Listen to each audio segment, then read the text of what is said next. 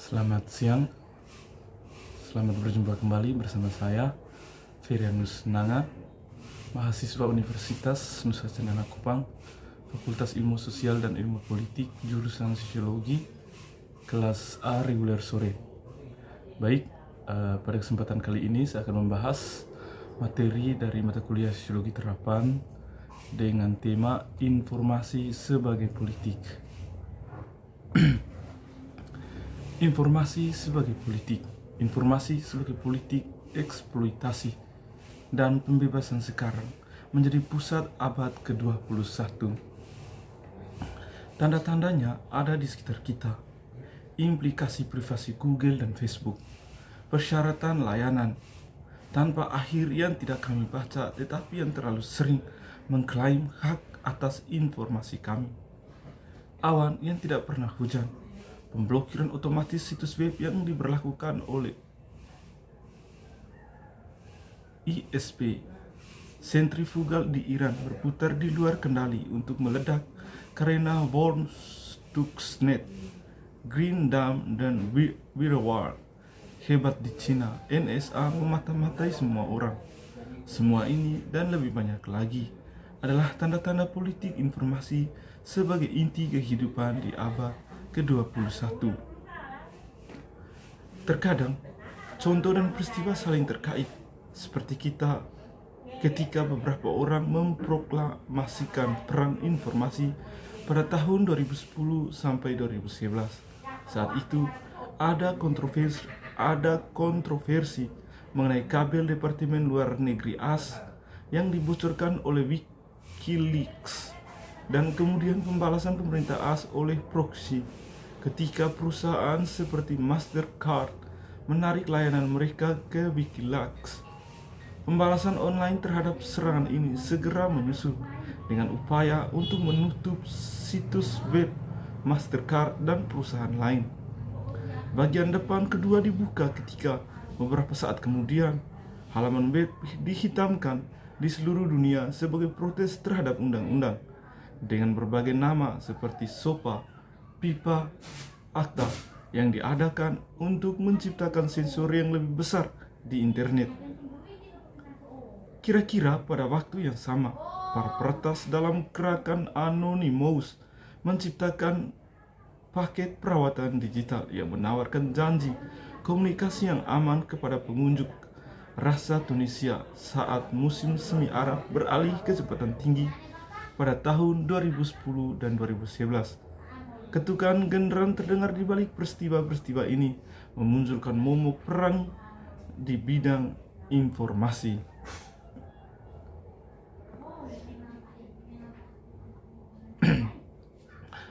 Perang informasi yang diproklamasikan adalah salah satu simbol dari meningkatnya pentingnya politik informasi.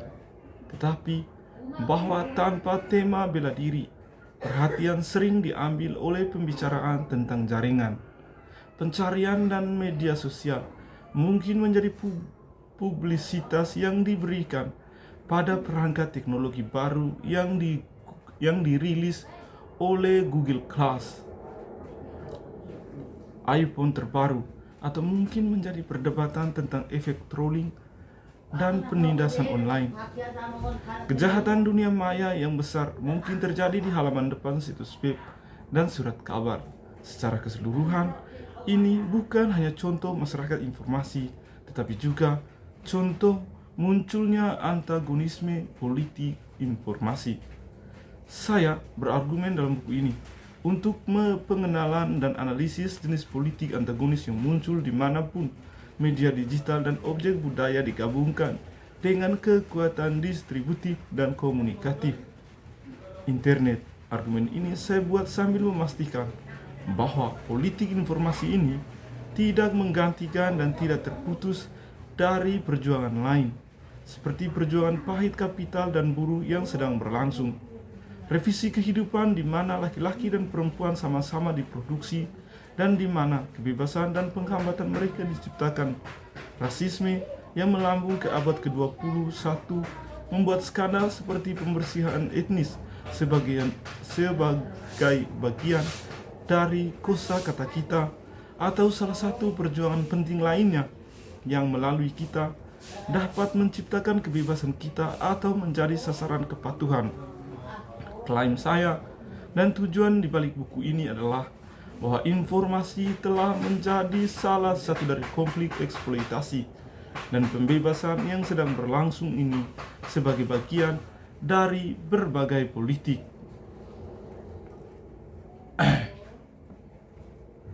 Politik, apa itu politik?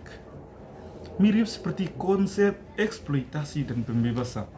Mendefinisikan informasi tidak langsung, tidak peduli seberapa familiar sebuah kata. Oleh karena itu, ketika saya memperdebatkan sesuatu tentang informasi, ini bukan untuk juga mengklaim telah mengatakan segalanya tentang itu. Apa yang ingin saya lakukan di bagian ini adalah menyampaikan cukup banyak tentang sifat informasi untuk mengedepankan fokus utama pekerjaan ini pada politik informasi.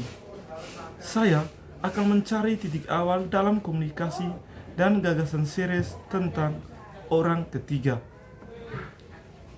Mengadakan dialog berarti menganggap orang ketiga dan berusaha mengecualikannya. Komunikasi yang berhasil adalah dengan mengesampingkan orang ketiga. Masalah dialektis yang paling dalam bukanlah masalah yang lain, yang hanya merupakan variasi dari yang sama. Ini adalah masalah orang ketiga. Kebisingan mengarahkan kita pada kondisi yang merongrong kemungkinan percakapan dan menyampaikan beberapa makna dari satu entitas ke entitas lain, dan dengan fakta memastikan beberapa perubahan di setiap entitas. Dialog dalam bentuk apapun melibatkan penetapan sarana di mana orang ketiga atau kebisingan yang akan mencegah perjalanan dikalahkan dan perjalanan antara entitas yang berkomunikasi dimungkinkan. Konsep komunikasi semacam itu merujuk kita tidak hanya pada teori komunikasi matematika seperti teori Shannon dan Weyfeld, tetapi juga teori ontologis seperti yang telah disebutkan tentang Levinas, di mana hubungan diri dan orang lain terkadang dipahami sebagai percakapan dan sandera. Teori kekuatan informasi.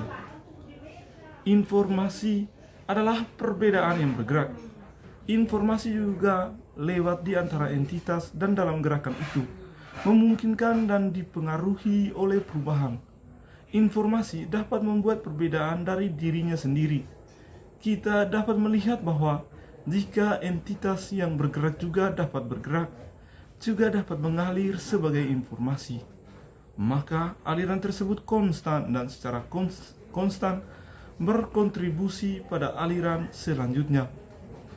Informasi dapat memakan dirinya sendiri dengan cara ini untuk menghasilkan lebih banyak informasi, dan ini adalah dinamika utama yang mendasari kekuasaan informasi dan politik yang dibahas dalam bab ini.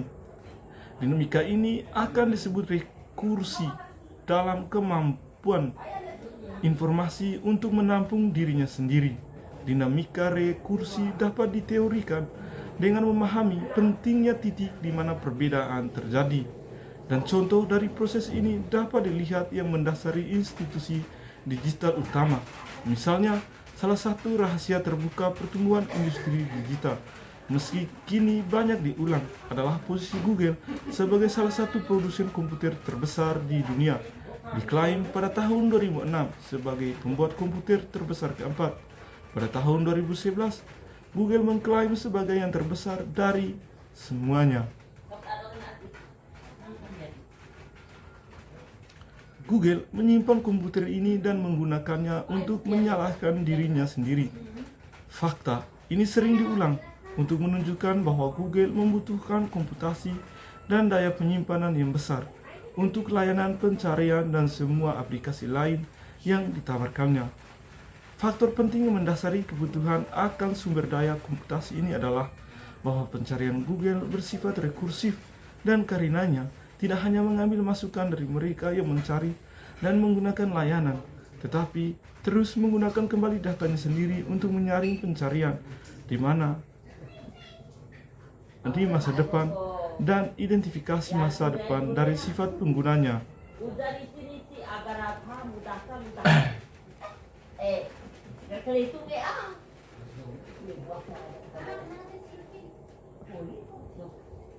Pelukan teknologi. Bisakah Anda membuat es krim dengan ponsel Anda? Jika Anda memiliki ponsel cerdas dan koneksi yang baik, Anda di banyak bagian dunia sekarang dapat membeli es krim dan mengirimkannya. Tetapi pertanyaannya adalah membuat, bukan membuat es krim muncul. Berpikir lagi, Anda mungkin bisa mencari resep secara online dan memesan bahan untuk dikirim ke dapur Anda. Jika Anda mendahului keadaan teknologi dapur sehari-hari, Anda bahkan mungkin dapat menyetel daftar resep mingguan ini dan meminta lemari es Anda mengetahui apa yang hilang darinya. Anda bahkan mungkin dapat menghidupkan dan mematikan peralatan dari jarak jauh, sementara penyedot debu robot menahan debu untuk Anda kembali. Tetapi Anda tidak dapat membuat es krim. Anda tidak dapat memecahkan telur, memanaskan krim, atau kedelai mungkin mencampurkannya dalam jumlah yang tepat dengan bahan lain, mungkin coklat hitam, dan kemudian mengubah ponsel Anda menjadi pembuat es krim yang membekukan campuran dengan cara khusus itu. Sekian dan terima kasih atas kesempatan yang diberikan kepada saya. Tuhan memberkati kita semua.